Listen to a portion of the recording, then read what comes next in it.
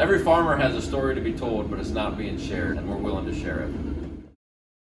We're producing milk, and it can be a complete product, but yet we're producing an ingredient.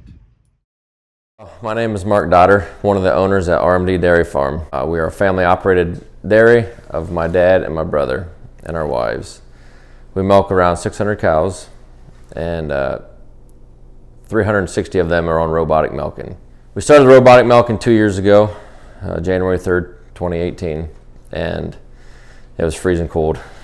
So we're milking 360 in the robots, and they're basically free choice, free flow, do whatever they want to do, come in and milk when they want and when they don't want to milk.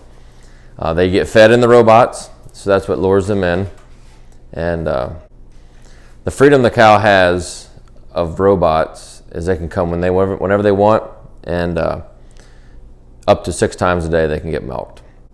So that increases production, helps the cow as far as their udder don't get as big, and it helps for mastitis, somatic cell, and you name it. We do milk in the conventional parlor a little bit, 200 cows in there, but those cows get herded to the parlor and they're not as comfortable. Every cow has their own personality. They are mammals, so we can relate. And some cows will come all the time. So when you go in a pen, some cows want to be petted all the time, and some don't. Some just want to mind their own business and do their own job. The whole robotics has been very beneficial. Our labor is down.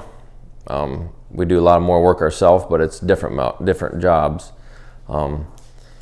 Every cow has a neck strap. It's just like our human Fitbit, and then it also has their ID in it. And I can pull up on my phone any cow I want to any time of day, and I know exactly what her rumination is, how many times she's chewed her cud, to when the last time she milked, to bacteria count is in the milk per quarter, not just the total cow, but which teat in which quarter it is. So we check in the heart rate, when they get milked, to get their temperature, if the cow's in heat, if the cow's sick, everything you need to know, we get data. So there's hundreds of points of data every hour on every cow. So we know the cow is sick before the cow tells us she's sick. Treatment on the cows, if we do have to do any treatment, is very fast. Everyone worries about antibiotics in the milk. There's no antibiotics in the milk in the store anywhere. The milk truck comes, he takes 2 samples. When it goes to the dairy to get delivered, he gets another sample, and there's no antibiotics in it.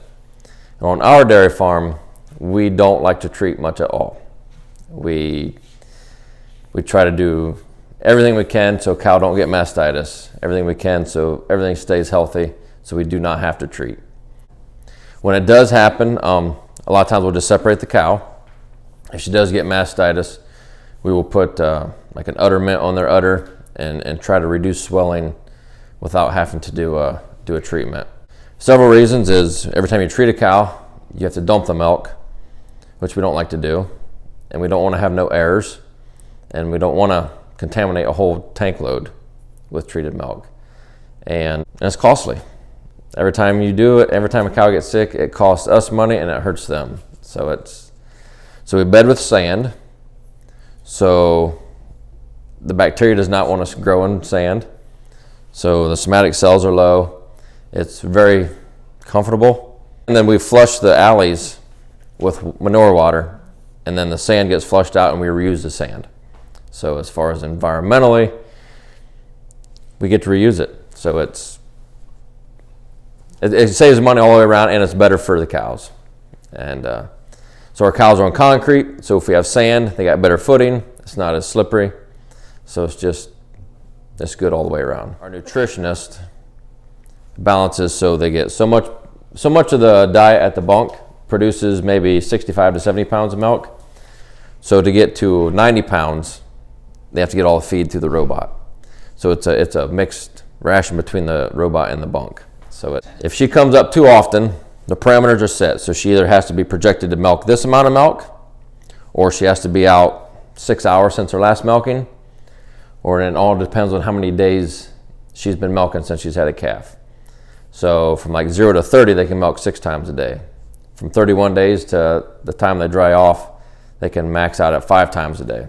But they have to be projected like 25 pounds of milk. So the computer balances all that, and then the more they milk, the more feed they get in the robot. It automatically goes up, and then when their lactation curves down, the feed comes down. So like in a traditional milking system, the cow that's ready to go dry, that's not milking nothing, gets the same as a cow that's milking a lot. So in the robots, we dynamic feed, so it's more cost effective to us. Robotic farming it really changes your lifestyle. Like my dad went on vacation this summer, or winter. He always goes on vacation every winter, and then I had a chance to go this winter also. With the robots, you still have to do the work. It's just different time of day, where you don't have to be here at a certain time and be done at a certain time. It's basically 24/7. So get the chores done when you need to and when you have time. So the new thing now is A2, lactose intolerant, so many different things now. Whereas like the Capocase, the BB, like the brown Swiss, are a lot of BB that they're better for cheese. The A2, it's we genomic test everything, so every animal here we know if they're A2 or not. So we know every sire if they're A2. It's a new trend, and I don't think it'll be a short trend. I think it'll be a long trend. I think it's a thing of the future. As dairy producers, everyone thinks we produce milk, which we do. But we also make ingredients for ice cream, cheese, yogurt, and the list goes on and on. So that's where the A2 and the fat and protein in the milk is such a huge part of it now. It's a component-based market, it seems like. So it's you got to think different than what you used to think. So we built this barn in 2014, and we were still milking in the parlor. So anytime you go in the pen, the cows automatically get up, and they know they need to run to the parlor or whatever, or not run, but at least go to the parlor.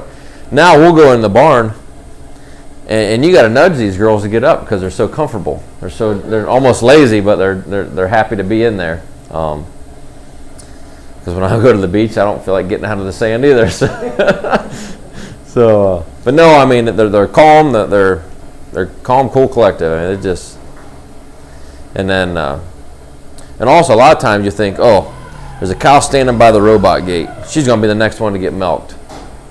Not necessarily. That noise when one's done milking, that I've seen cows jump up and run and get right in front of the other one. Oh my goodness. And then that girl's got to wait a little bit. Yeah, it is.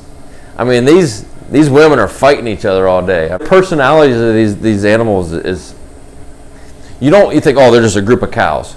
No, 3401. Every time I'm in here, she comes in here.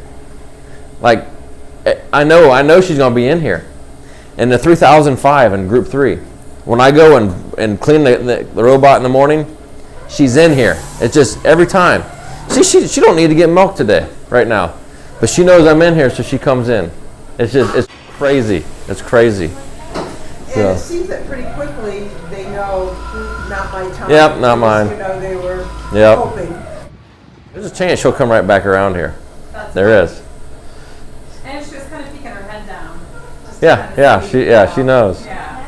So what do you think that she's really looking for? A lot of these, they want attention. They do. Truffles down there. You go in the pen, she'll come up and she'll just about beat you sometimes because she just wants her head rubbed. They are not driven to the robot by production. They're not. They do not want to come in here to let their milk out. They want to come in here to eat, and that's what drives them in here. It is. I mean, you could have a cow that has 20 hours of milk in her, and she won't come to this robot if she don't want to. But they're driven. So, but we need them to come to the robot to milk, because production drives intake, and intake is milk. So it's a whole different way of thinking. Where the parlor, you just take them to the parlor and they're going to milk, and then that drives it. Here you have to balance your diets, so there's not enough protein at the bunk, so they come into here to get their protein to get driven. Energy, it's all about energy. So when we talk about positive reinforcement, the positive reinforcement is being fed, which is a primary reinforcer. Yep. The secondary reinforcer is a heavy, maybe painful udder is being relieved. Yeah. But it's food. Then I get to go to eat, and then I get relief. Yes. Okay, now that feels good. Now, when I'm done eating, I'm gonna go to that water fountain right there. That's warm water, because that's what it goes through. The milk goes through a plate cooler. So we got cold water go by warm milk. It cools the milk down, warms the water up. Cows love warm water. So as soon as they come out of the robot, there's warm water right there. Other parts of what they're able to do with the system, which is they've got the back scratchers. Yeah, we have the little rubber or the plastic back scratchers that wear them brushes out. So well, there's 3401 again. Personality. And they always drink after And the milk? a lot of times they will, and they drink, and then I'll go eat, and then I'll lay down. Or else I'll go lay down, then I'll go up and eat, then I'll go milk, and then I'll get a drink of water, then lay down. So if you look at a cow on the computer, a lot of times they will milk the same times during the day. And that's just what they're used to. But that's a routine that is, as you were describing it, a circular routine. It's not that I've done something else, it's noon, this is the time I get milk, and I come in and get milk. It's a pattern that they've established that brings them back to the milking parlor at approximately the same time. They're mammals, they're used to routine. You don't throw a routine off. Does their production go down when the routine is? Yeah. So production goes down, then the bunk will go down, there'll be feed left. We get a percent of how much feed. Say a cow gets 15 pounds of feed pellets through the robot. When her routine is off, her rest feed, which is the feed that she did not eat that day, might be 6, 7, 8%. We want it under 5%. So when it's under 5%, 3, 2%, that cow's getting all she can get.